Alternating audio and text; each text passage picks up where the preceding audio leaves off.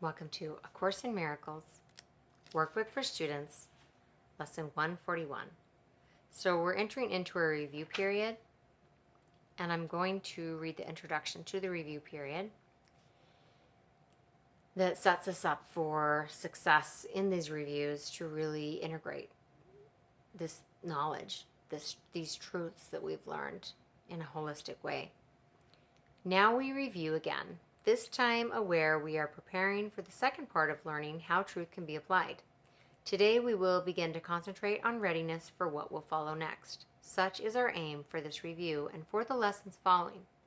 Thus we review the recent lessons and their central thoughts in such a way as will facilitate the readiness that we would now achieve. There is a central theme that unifies each step in the review we undertake, which can be simply stated in these words: my mind holds only what I think with God. That is a fact and represents the truth of what you are and what your Father is. It is this thought by which the Father gave creation to the Son, establishing the Son as co-creator with himself. It is this thought that fully guarantees salvation to the Son. For in his mind, no thoughts can dwell but those his Father shares. Lack of forgiveness blocks this thought from his awareness, yet it is forever true. Let us begin our preparation with some understanding of the many forms in which the lack of true forgiveness may be carefully concealed. Because they are illusions, they are not perceived to be but what they are: defenses that protect your unforgiving thoughts from being seen and recognized. Their purpose is to show you something else and hold correction off through self-deceptions made to take its place. And yet your mind holds only what you think with God. Your self-deceptions cannot take the place of truth. No more than a child who throws a stick into the ocean change the coming and going of the tides, the warming of the water by the sun, the silver of the moon on it by night. So do we start each practice period in this review with readying our minds to understand the lessons that we read and see the meaning that they offer us. Begin each day with time devoted to the preparation of your mind to learn what each idea you will review that day can offer you in freedom and in peace. Open your mind and clear it of all thoughts that would deceive, and let this thought alone engage it fully and remove the rest. My mind holds only what I think with God. 5 minutes with this thought will be enough to set the day along the lines which God appointed and to place his mind in charge of all the thoughts you will receive that day. They will not come from you alone, for they will all be shared with him. And so each one will bring the message of his love to you, returning messages of yours to him. So will communion with the Lord of hosts be yours, and he himself has willed it be. And as his own completion joins with him, so will he join with you who are complete as you unite with him and he with you. After your preparation, merely read each of the 2 ideas assigned to you to be reviewed that day. Then close your eyes and say them slowly to yourself. There is no hurry now, for you are using time for its intended purpose. Let each word shine with the meaning God has given it, as it was given to you through his voice. Let each idea which you review that day give you the gift that he has laid in it for you to have of him.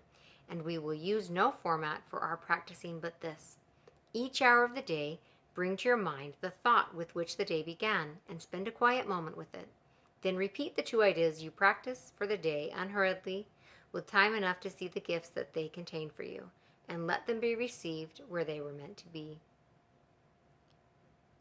We add no other thoughts, but let these be the messages they are. We need no more than this to give us happiness and rest, and endless quiet, perfect certainty, and all our Father wills that we receive as the inheritance we have of him.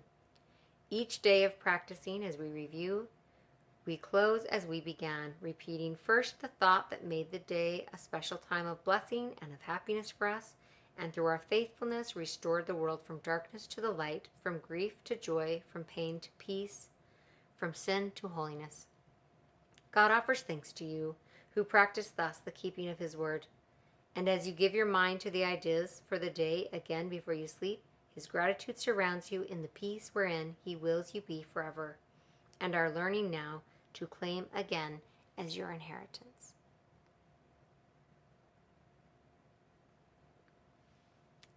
So, lesson 141. My mind holds only what I think with God.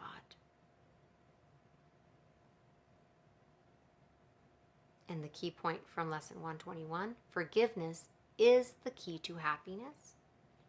And from lesson 122, forgiveness offers everything I want. And I will type these in the description for the video. So if it's helpful, you can even screenshot that and then make that your wallpaper on your phone for the day. Forgiveness is the key to happiness. Forgiveness offers everything I want.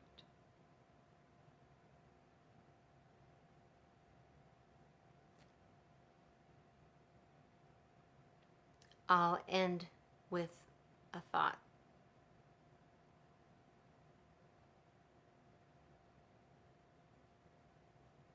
If we truly believed these words, we would make whatever effort it took to forgive. Forgiveness is the key to happiness and offers everything I want.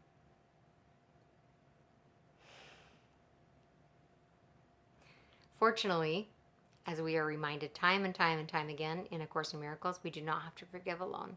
We are not required to forgive alone.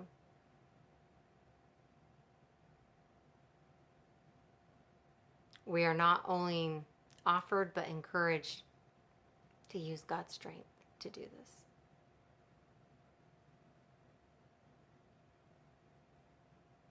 Where are the petty grievances in my heart that I can release today to be happy and to have everything I want?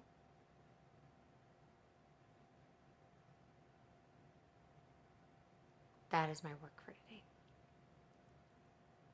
Thank you so much for joining me, and I will see you tomorrow for lesson 142 of this review period. Thank you.